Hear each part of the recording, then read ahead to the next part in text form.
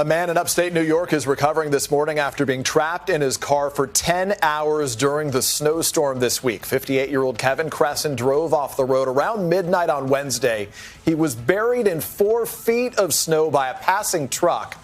His car had no heat due to a broken belt in his engine. He called 911, but police were unable to locate him until one officer wading through the snow spotted the car's windshield and dug him out. Look at that. Kresen was treated for hypothermia and frostbite at a nearby hospital.